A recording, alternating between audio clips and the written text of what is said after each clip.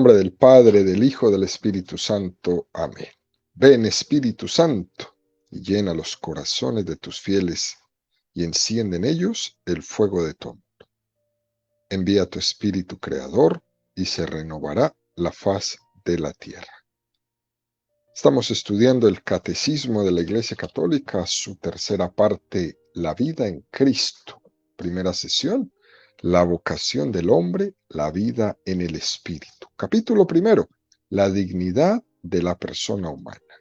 Artículo quinto, la moralidad de las pasiones. Entramos en el primer apartado de este artículo quinto, donde el Catecismo dedicará 9 números, del 1662 al 1770, al tema que tiene como título las pasiones. El día de hoy vamos a profundizar en los números 1762 al 1764. Recordemos, queridos amigos, que hasta este momento estamos haciendo una introducción, estamos poniendo las bases de la parte moral del catecismo y hemos hablado de la libertad del hombre, de la responsabilidad, de libertad y pecado, libertad y gracia. Hemos hablado del deseo de la felicidad. Hemos hablado de la dignidad de la persona humana, de las fuentes de la moralidad cristiana. Y ahora entramos a hablar de las pasiones y el influjo que ellas tienen sobre la moralidad. Número 1762 del Catecismo de la Iglesia Católica dice: la persona humana se ordena a la bienaventuranza por medio de sus actos deliberados. Las pasiones o sentimientos que experimentan puede disponerla o contribuir a ello. Un número muy interesante este que nos presenta el catecismo en esta mañana.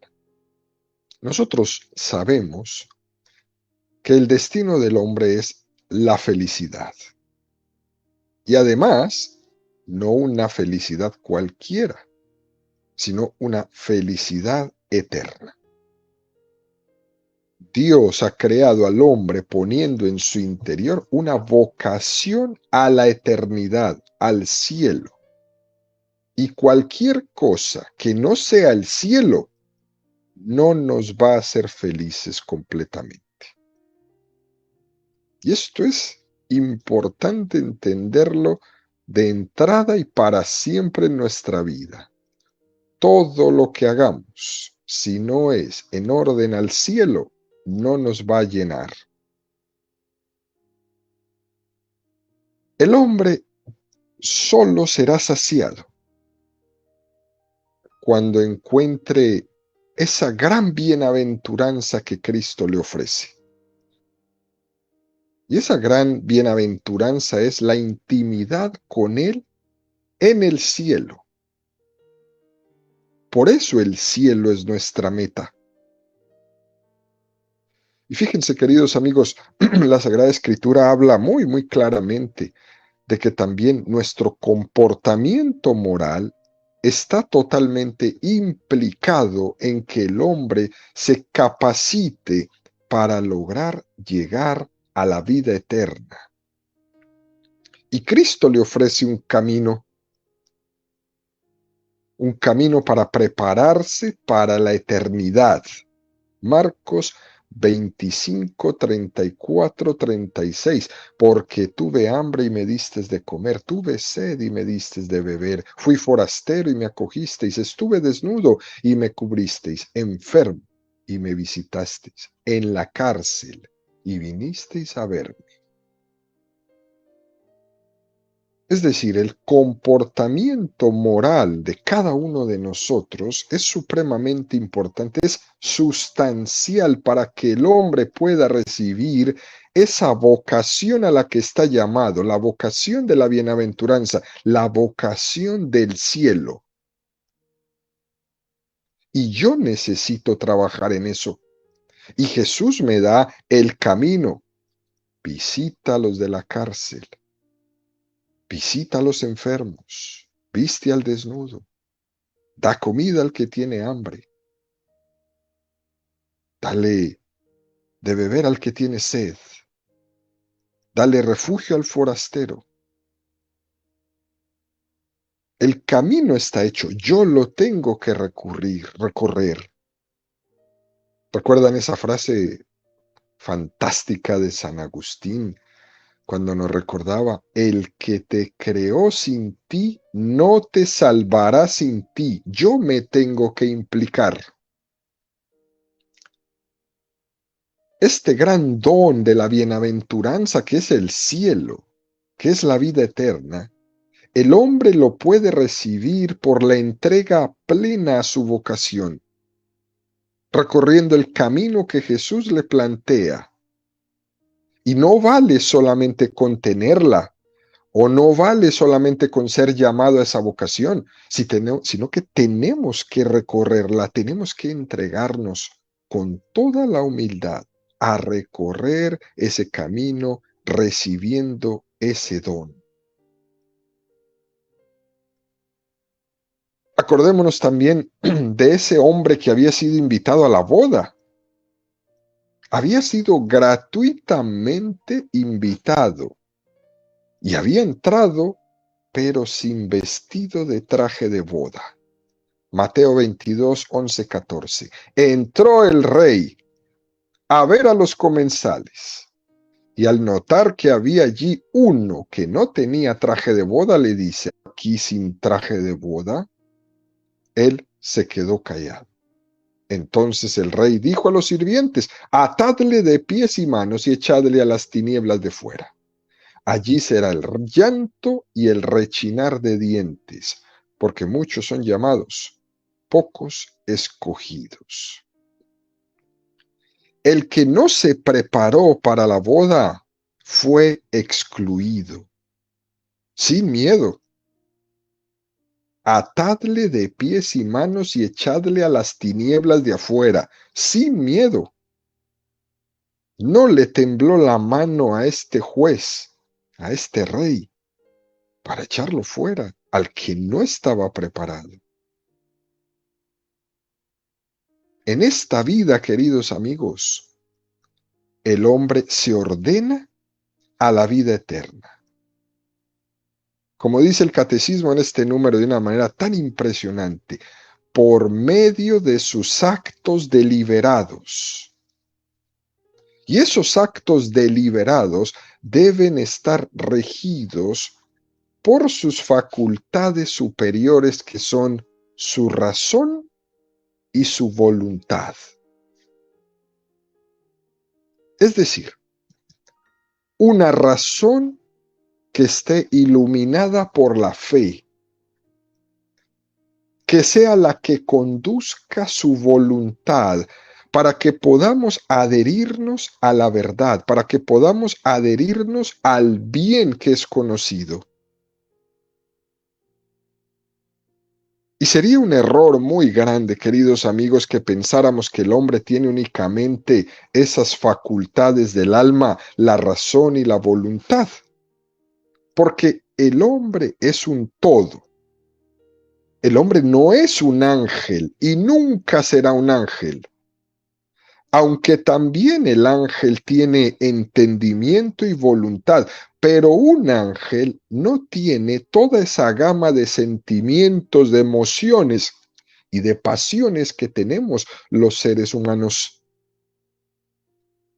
Precisamente no las tiene porque el ángel no tiene cuerpo y nosotros sí. Esto es exquisitamente un privilegio ser hombre, ser un ser humano. Porque los ángeles quizás hasta se deleitarían con experimentar lo que siente una persona al tener un cuerpo. Y en el hombre, no solo están llamados a la salvación su alma, sus facultades superiores, su razón, su voluntad, sino que es el hombre entero, su alma y su cuerpo. Ambos están llamados a la salvación. Por lo tanto, también lo pasional está absolutamente llamado y redimido por Jesucristo. Sería un error muy grande que nosotros cayéramos en el dualismo, que no nos haga entender que Cristo ha venido a salvar la dimensión espiritual del hombre y también la dimensión del cuerpo. Y sería un error pensar que Cristo solo va a salvar el alma y que el cuerpo se quedará aquí, enterrado en la tierra y ya. Eso no es así. Cristo ha venido a salvar al hombre entero. Esta es una de las cosas que más nos distinguen de los cristianos católicos a las religiones, más aquellas de orientación reencarnacionista, donde subrayan que tenemos que desprendernos de este cuerpo y de las sensaciones sensoriales y sensibles a la que este cuerpo nos tiene sujetos e intentar entrar como una especie de estado de nirvana, de contemplación, casi desprendidos del cuerpo, porque el cuerpo es un lastre, porque el cuerpo es una cárcel. Y esto no es así. Eso no es cristiano. Y nosotros tenemos que aprender a decir no a todas esas corrientes reencarnacionistas que nos van vendiendo en la televisión, en los medios, en las redes, despreciando el cuerpo, dañando el cuerpo, como si el cuerpo fuera una cárcel del alma y entonces hay que zafarnos de él. No, no, queridos amigos. Eso es totalmente incompatible con la visión católica del hombre. Cristo ha venido a salvar al hombre entero, cuerpo y alma. Y por eso mi cuerpo es un don para mí. Este cuerpo que Dios me ha regalado ha sido asumido por Jesucristo. Él se encarnó y al encarnarse, Él redimió todo mi cuerpo. Ya lo decía San Irineo de León en el siglo II. Lo que no ha sido asumido no ha sido redimido, pero lo que ha sido asumido por Jesucristo ha sido redimido. Luego, todo el hombre entero está llamado a la salvación. Y esto es muy bueno escucharlo, porque tenemos la experiencia de que vamos luchando con nuestro pecado y a veces sentimos que uno tiene como percepciones que pueden ser un poco engañosas de nuestro cuerpo. Uno puede percibir incluso en esta vida el cuerpo como un lastre, ¿no? Por esas tendencias carnales tan fuertes que tiene. Y entonces hay veces uno puede pensar incluso en cómo me despojo de este cuerpo. Y ahí va la gente, ¿no? A intentar hacer terapias y yogas y no sé qué para desprenderse del cuerpo. Incluso hay que poner mucho cuidado cuando se lee la vida de los santos, poesías, escritos, donde hay veces los santos expresaban que querían morirse ya, ¿no? Que querían dejar este mundo, pero ¿para qué? No para seguir viviendo como si el cuerpo no les importara, ¿no? Sino para unirse con Dios. Y hay que purificar ese entendimiento cuando ellos en cierta manera despreciaban su cuerpo, pero era por ese afán que querían, que tenían de llegar a unirse con su creador, ¿no? Hay que purificar eso para no ir a caer en algún momento en esa tendencia al dualismo. Es verdad que en la muerte se produce esta separación del alma y del cuerpo, pero nosotros los católicos tenemos que recordar en todo momento que en la resurrección final los cristianos tenemos esta fe firme y esta esperanza que nuestro cuerpo resucitará.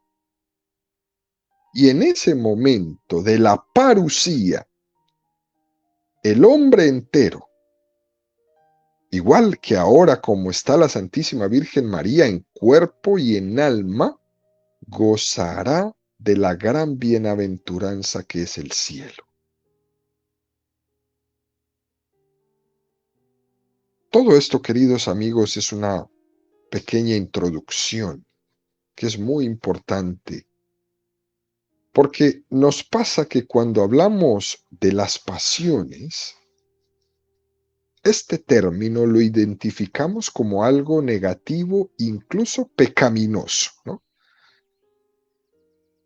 Como si decir pasión o pasiones fuera algo sinónimo de negativo de las tendencias del hombre, y eso es incorrecto. Las pasiones no son malas. Otra cosa diferente es que sean mal conducidas, pero las pasiones no son malas. Pongamos un ejemplo, ¿no? Es como quien guía un carro de caballos, ¿no? De los caballos son las pasiones. Si quien guía los caballos no los guía bien, entonces llegarán a un mal final, ¿no? Un caballo desbocado es difícil conducirlo. Y un caballo desbocado puede hacer muchos estragos, ¿no? Mientras que un caballo lleno de energía, de brío, es controlado y guiado por el jinete, ese caballo nos puede llevar a los mejores destinos, ¿no? Esa sería una utilización correcta del término pasión. Por lo tanto, debemos tener mucho cuidado con la palabra pasión o pasiones, desde una concepción negativa y pecaminosa que no la es. Porque cuando se ve así, en el fondo lo que nos están vendiendo es una concepción dualista, cuando lo que tenemos es que afirmar es que Cristo vino a salvar al hombre entero, cuerpo y alma, y no solamente al alma desechando el cuerpo, porque el cuerpo es ocasión de pecado, por sus pasiones desordenadas. No, esto tenemos que ordenarlo para entenderlo bien. También es verdad que en nuestra tradición católica hablamos mucho de esa expresión, ¿no? Tener sed de almas. Y es muy importante entender esta expresión, ¿no? Tener sed del hombre entero. Es a lo que se refiere esta expresión. Cuando en la tradición católica hablamos de salvar almas, estamos hablando de salvar al hombre entero. O Cristo tiene sed de almas, Cristo ha venido a salvar las almas, etcétera, etcétera. No se está refiriendo que al alma sí y al cuerpo no. Se está refiriendo al hombre entero, supone al hombre entero. En resumen, queridos amigos, este número 1762 del Catecismo lo que nos quiere decir es que nosotros estamos llamados a buscar en nuestra vida moral, a disponernos para esa vocación a la bienaventuranza con unos actos deliberados. Y en esos actos deliberados tienen mucho influjo las pasiones o sentimientos. Y que debemos ver estos es como una contribución a nuestra salvación y no como un estorbo. Estas pasiones o sentimientos en nuestra vida deben contribuir a mi salvación, porque también ellos están llamados a ser redimidos por Cristo. No, volviendo al ejemplo del carro y los caballos, no son las pasiones los que nos conducen el carro, es la voluntad del jinete que lleva las riendas. Porque algunas veces el problema es en que los caballos son los que conducen, y eso sí que está mal, porque los caballos deben de tirar, pero la persona, con su razón, con su voluntad, con todas sus facultades, debe ser el que guía el carro, no los caballos. Hecha esta distinción, uno puede comprender por qué este número del catecismo nos dice que las pasiones, los sentimientos, nos deben disponer y deben contribuir fuertemente a alcanzar el cielo. Es más, sin ellos no se podría.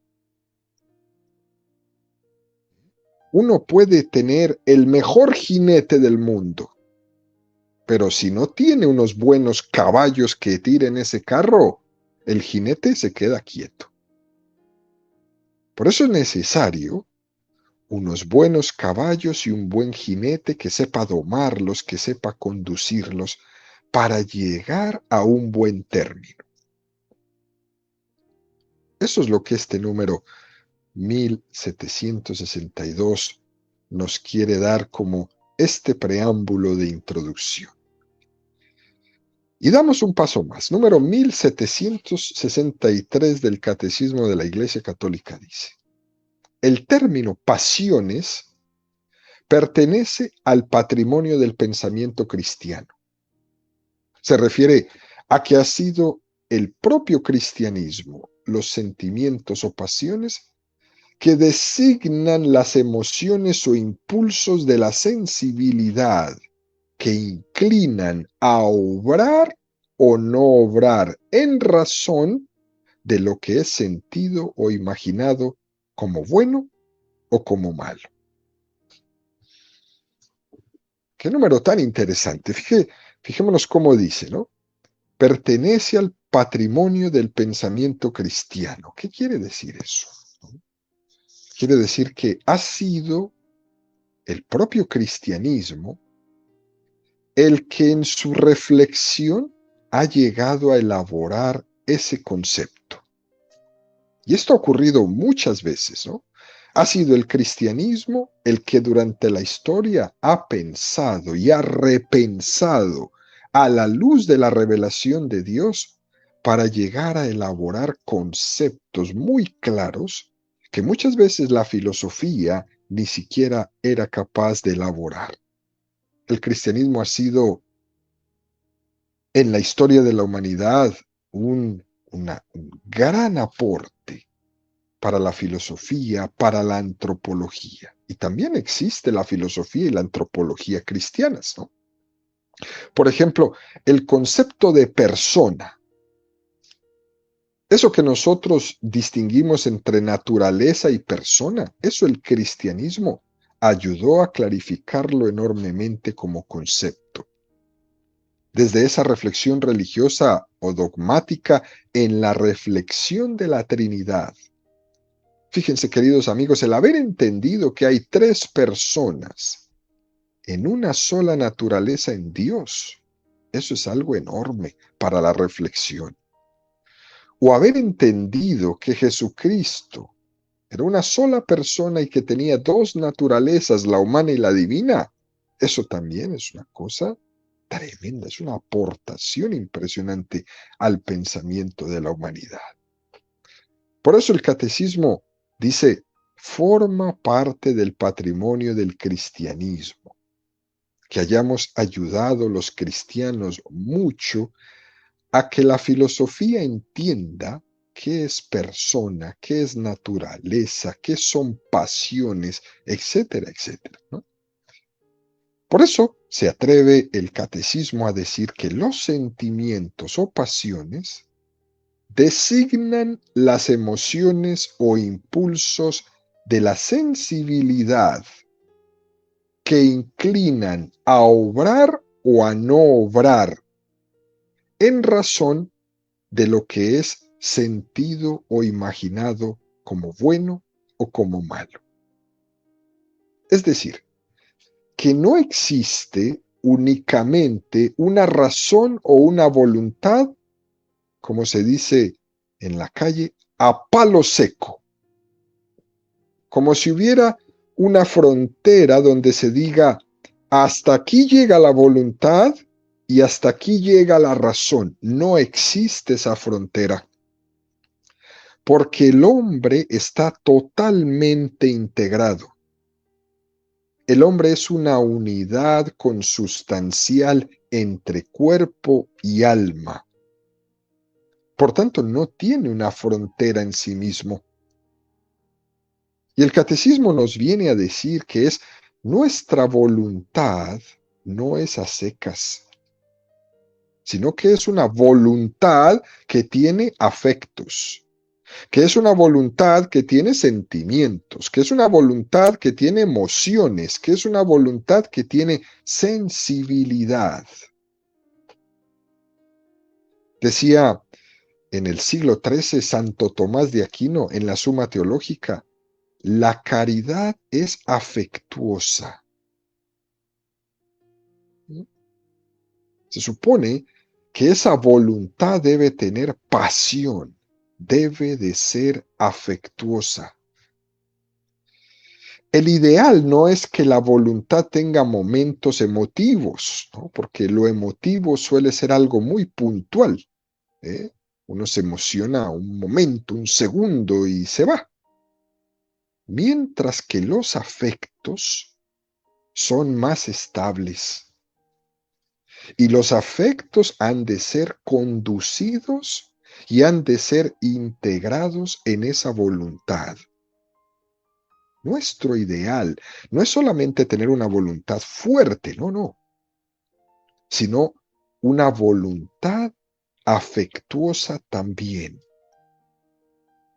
Porque de lo contrario, estaríamos oponiendo las facultades superiores de nuestra razón y nuestra voluntad sin integrarlas plenamente en nuestro mundo sensitivo.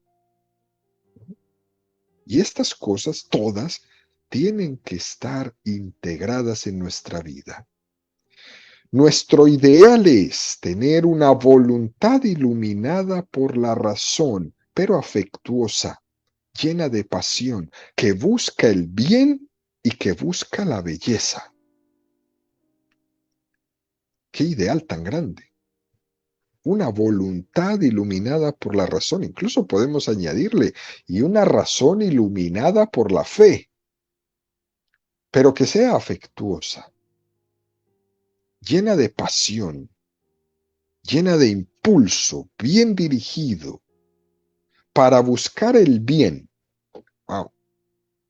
Para buscar el bien de todas las cosas que hacemos, para buscar la belleza, para buscarle la belleza a todas las cosas que hacemos y sabiendo que el bien sumo va a ser Dios y sabiendo que la belleza plena va a ser Dios, pero que se encuentra el bien en cada cosa que hacemos y también la belleza. También dice este número del catecismo, las emociones o impulsos de la sensibilidad inclinan a obrar. Y fijémonos que el catecismo dice inclinan a obrar, no dice obligan a obrar, porque al final es el hombre el que tiene que hacer y decidir en base a su razón y a su voluntad. Por eso dice inclina, no obliga. Aquí juega la libertad un papel importantísimo. No es bueno que alguien obre solamente bajo los impulsos de los sentimientos o de las pasiones, y que éstas no sean discernidas por la voluntad y por la razón. Deben de inclinarnos, pero no deben obligarnos. Por ejemplo, volviendo a los caballos, ¿no? Mala cosa es cuando los caballos, además de tirar del carro, lo conducen. Y no es el jinete el que está llevando el carro. Por eso el catecismo remarca, inclinan a obrar o a no obrar. Y lo hacen en función de lo que sienten como bueno o como malo. Qué cosa más bella. Pongamos un ejemplo más concreto todavía. Una persona se te acerca y a esa persona le tienes gran cariño y un sentimiento hacia ella. Y ese cariño me inclina a obrar y hacerle un favor concreto a esa persona cada vez que te lo pide. Es posible que cuando hago el favor no esté obrando por motivos de justicia, de razón o de voluntad, ¿no? Sino porque percibo en esa persona una emoción, un afecto, un cariño. Quizás le veo débil y tengo la inclinación a acercarme a ayudarle. Quizás me cae supremamente bien y por eso siempre estoy dispuesto a ayudarle.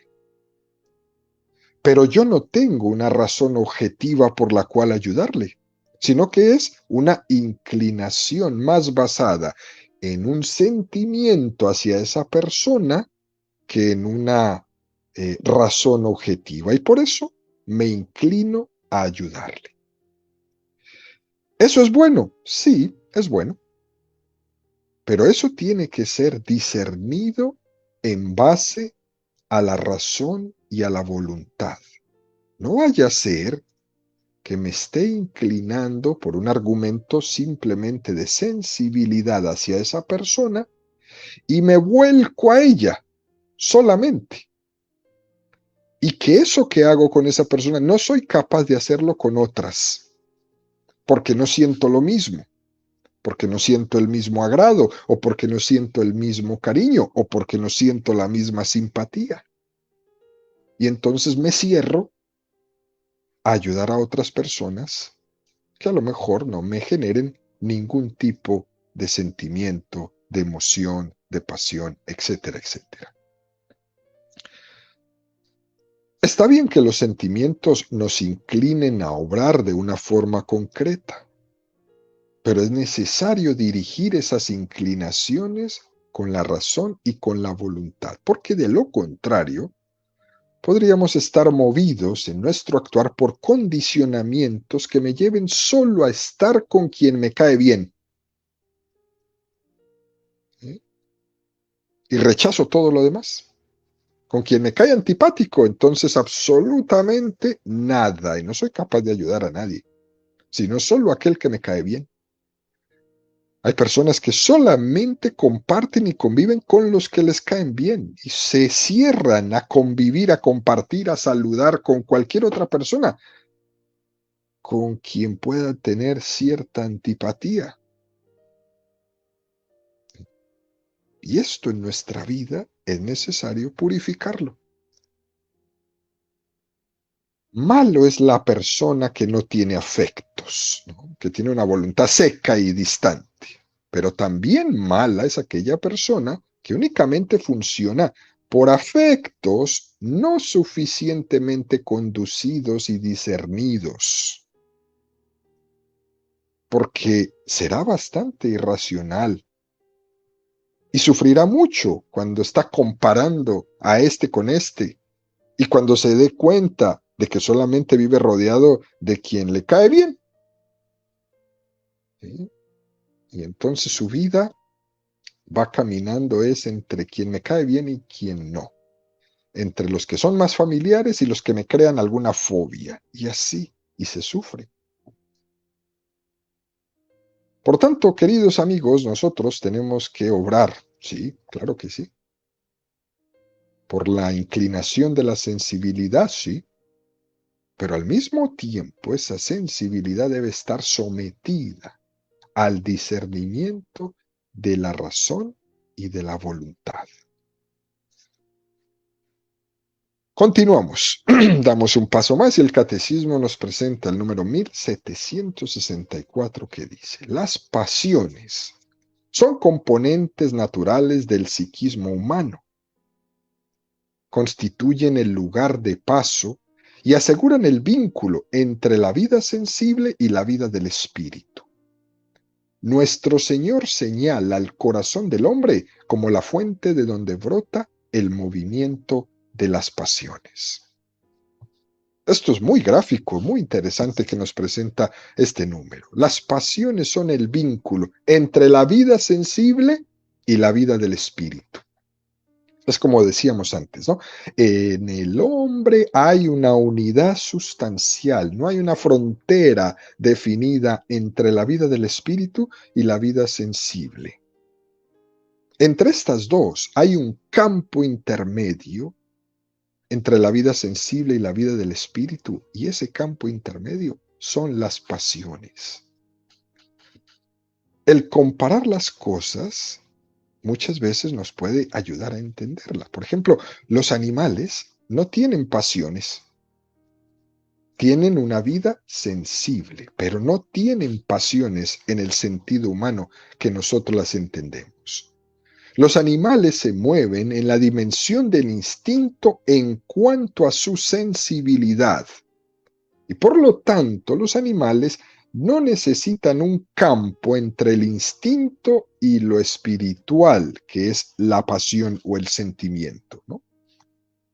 Por tanto, ellos se mueven por instinto, no por sentimiento. El perro a quien le dé de comer ama y quiere y le es fiel.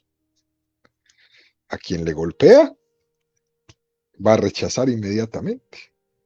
Se mueven por el instinto, no por el sentimiento. Y ahora Jesús da un paso más y nos da una enseñanza tremenda cuando dice, nuestro Señor señala al corazón del hombre como la fuente de donde brota el movimiento de las pasiones. Y se entiende el corazón de una manera simbólica, ¿no? Y uno se pregunta, ¿pero por qué el corazón es elegido como el símbolo de lo interior del hombre? Porque el corazón es el órgano central donde pompea la sangre, donde se distribuye, donde envía, ¿no? El corazón es el que se oye, incluso porque el corazón responde a nuestras emociones. Cuando te emocionas, el corazón se acelera. Cuando te asustas, el corazón te acelera, ¿no? Y eso es una muestra de que el corazón está muy unido a nuestras pasiones, a nuestras emociones. Puede ser esta una de las razones por las que se le ha apropiado al corazón esto, ¿no? Este símbolo. Y Jesús lo usa. Marcos 7, 21, 23. Porque de dentro del corazón de los hombres salen las intenciones malas, fornicaciones, robos, asesinatos, adulterios, avaricias, maldades, fraude, libertinaje, envidia, injuria, insolencia, insensatez. Todas estas perversidades salen de dentro y contaminan al hombre. Interesantísimo esto frente a esa concepción que tenían los fariseos, de que lo que hacía impuro al hombre era lo que entraba por la boca. Por cierto, cabría decir lo que hoy en día, por un desequilibrio de un naturalismo, se oye por ahí decir, eres lo que comes, ¿no? Como diciéndole al hombre, lo que hace bien o lo hace mal, lo que lo hace puro o lo hace impuro, es lo que entra por la boca, pues no. Jesús rechaza totalmente esa concepción y por eso les dice, no es lo que el hombre come lo que le hace impuro. Lo que le hace impuro al hombre es lo que sale de su corazón. Las pasiones tocadas, corrompidas por el pecado, no abiertas a la redención de Cristo, no conducidas adecuadamente por la voluntad iluminada por la razón y la razón iluminada por la fe, eso es lo que hace impuro al hombre. Tremendo. Y después el catecismo nos va a nombrar o nos va a regalar Deuteronomio 6:5. Amarás a Yahvé tu Dios con todo tu corazón, con toda tu alma y con toda tu fuerza. Esa insistencia de amar a Dios es para resaltar que no solo es amar a Dios con una voluntad un poco abstracta, donde es un principio que no arrastra la propia vida. Que ese amar a Dios tiene que ser con la voluntad, con la razón, con el ánimo, con los sentimientos, con las pasiones. Amar a Dios es implicar al hombre entero, por dentro y por fuera. De lo contrario, ese amor a Dios no responde a esa vocación, a la gran bienaventuranza que es el cielo. El hombre entero tiene esa vocación, cuerpo y alma. A eso se refiere el catecismo cuando nos presenta esto, queridos amigos. Ese corazón tiene que estar unido a esa razón, a esa voluntad, a esas pasiones, para llegar al cielo. Nuestra adhesión al Señor tiene que ser una adhesión que implique al hombre enterito. Y esa adhesión que implica al hombre entero nos hace que amemos a Dios pasionalmente.